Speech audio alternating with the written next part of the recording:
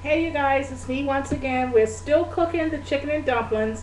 What I have in front of me, and you probably see the steam rising, is the chicken that I had boiling on the stove that we're going to place in our chicken and dumplings.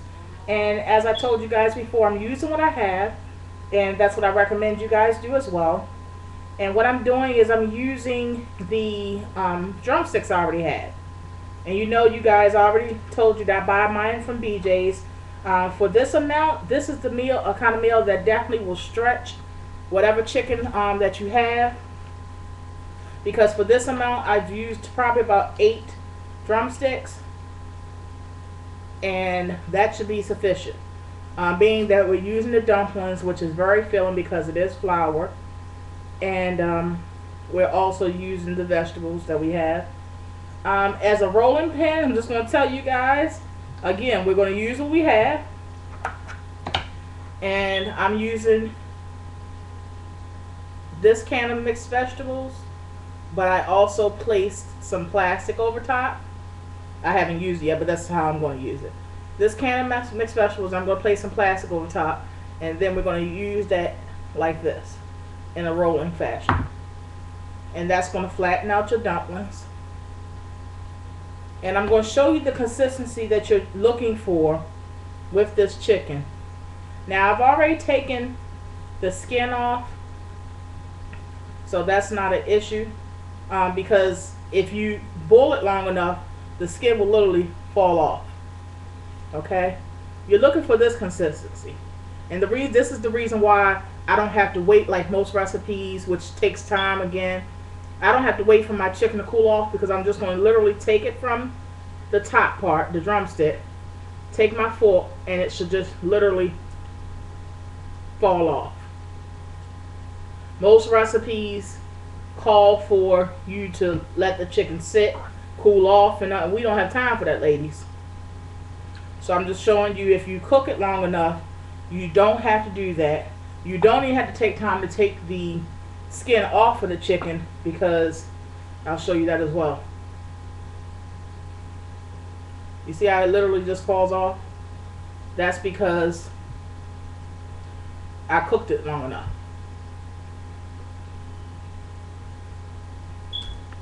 Done. Do the next one.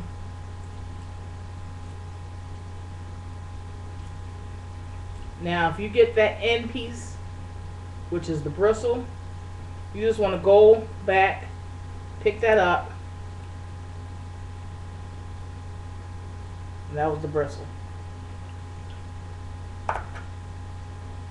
I still have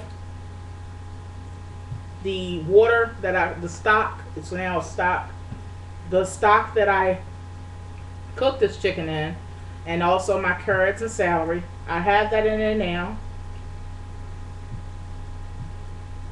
And it's boiling on low, because you want to add your dumplings to boiling water. You don't want it to have to float in water that's still rising to the right temperature. You want it to be boiling already. Again, it falls right on off. That eliminates some time. And these are the little shortcuts that you can incorporate in any meal that you're fixing. A lot of recipes call for a lot of unnecessary steps and unnecessary waiting and all that. So if you just be wise about your time, just as well as we're wise about our money, then it's, for one, it's more efficient, and for two, it gets you to the dinner table quicker.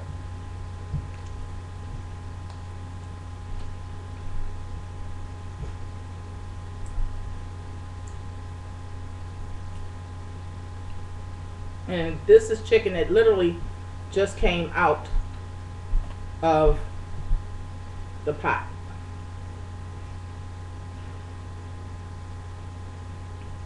I'm going to put this aside because I've already worked my dough to get it on the table, and I've spread it out somewhat, but of course I have to Spread it out some more and roll it.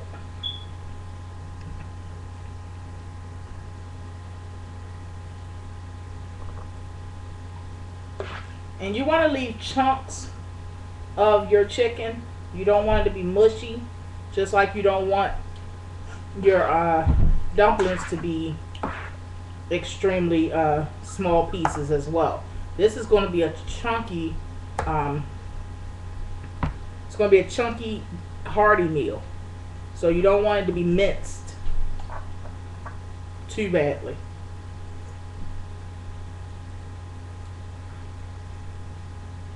And I'm just going through making sure it's no bristle, no leftover skin, because you don't want a mouthful of leftover skin. See, it was a piece that was floating around in there.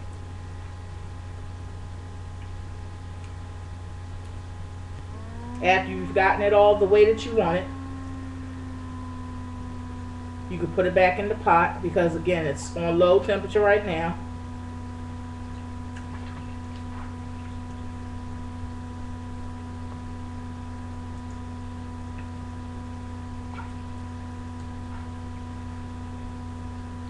And the next video I do, which will be the third video for this, will be the end results of our grandma's chicken and dumplings. So I hope you guys try this recipe. Add and take away as much as you like, as usual. It is not that long. It really does not take that long. I've done it's going to be 3 videos on this, only because it's specific things I wanted to show you guys and little tips I wanted to give you as I'm going along. But literally, if I wasn't on the, I was going to say on the phone, if I wasn't doing these videos, trust me, I would have this done within every bit of an hour, definite. And I'm talking about with the boiling process and everything included. So when you're talking about something from scratch and it taking only an hour, I'm pretty sure you all can agree that that's not much time. We don't have to have any dessert because we still have our sweet potato pie that we made yesterday with a twist. We made it with sweet potatoes and all of the seasons I told you guys to use and stuff. But we have a graham cracker crust. We still have some of that. So if they would like to have dessert tonight, then they can have that with a scoop of vanilla ice cream, because we still have that as well, some of that. Using the last little bit that we have, but creating yet something else again out of it, as we do with everything. Alright, and that should be it for that. I'll put this right here. Okay. I'm going to lean the camera down a little bit so you guys can see.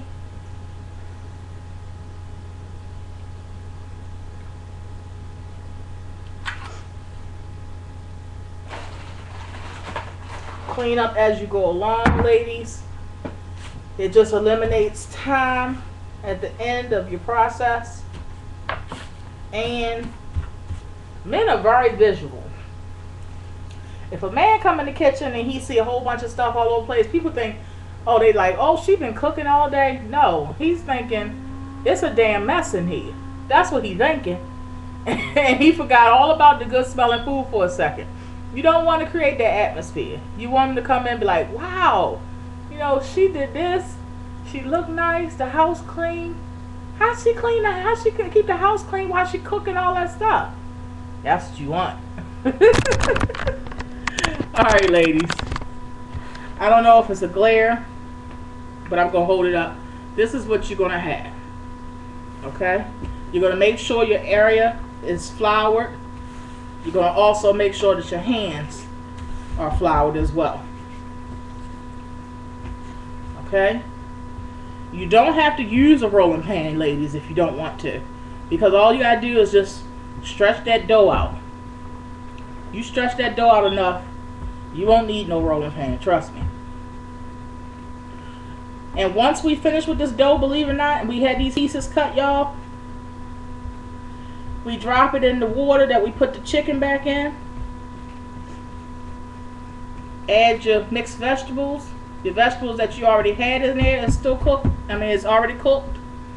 Basically, you're done within, I say, about 10 minutes after you drop these in. You're done. Now, I would recommend that you just leave it simmering, just a little bit until, everybody arrive. Because I'm home by myself right now because Daddy took the baby with him to take his evening runs and stuff. And Nene's in her club after school. So he took the baby to give me the opportunity to be able to make. Usually he does this, but so I can make dinner and stuff without being bugged and without being tugged on. You know how they tug on our legs while we trying to cook and stuff. But anyway, you still gonna work this out to be as thin as possible without the dough separating. Okay? And you don't want it too thick, ladies. You want to definitely make it thin, but not to the point it's breaking. The reason why is because you don't want a humongously thick dumpling in your mouth. It's not a good look, first of all. And it don't taste that great because you then taste the floury, doughy like in your mouth. Okay, and it doesn't have to be a perfect square or nothing. Do you see how much we've spread it in this little bit of time? Now I can continue to do it more, but again, I don't want mine to break, so I'm only going to do the areas that I know needs the attention. Now, as you can see, you don't technically need a rolling pin, but I was telling you about the can with the plastic wrapped around it. And what I do is I just wrap some plastic, some saran wrap or whatever around it, and then at the end I put a rubber band. But that's just me. But I was just showing you guys another way. See how this is splitting, so it's time for us to stop with the kneading the dough. But I was just showing you guys that you don't have to have you don't have to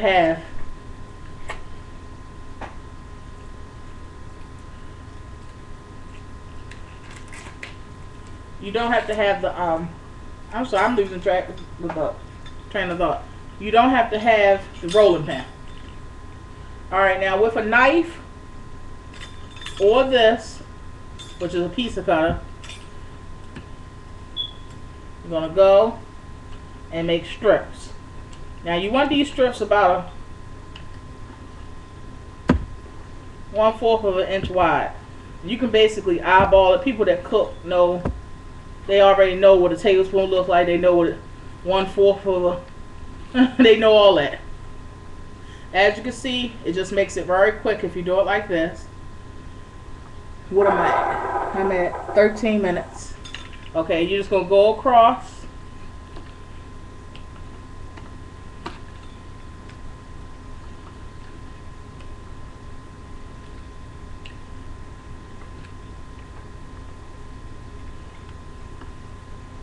Now, for the sake of for the sake of YouTube, usually I line my dumplings up in those strips that I had. Line them up only because it reminds me of my grandmother.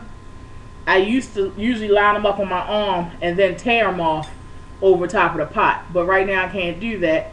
So I'm just showing you guys another way that you can do it.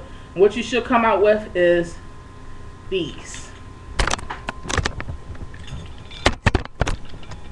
What you should come out is with this. Alright, so wait for the next video. We're going to show you the end product. Thank you all for viewing. Comment, subscribe.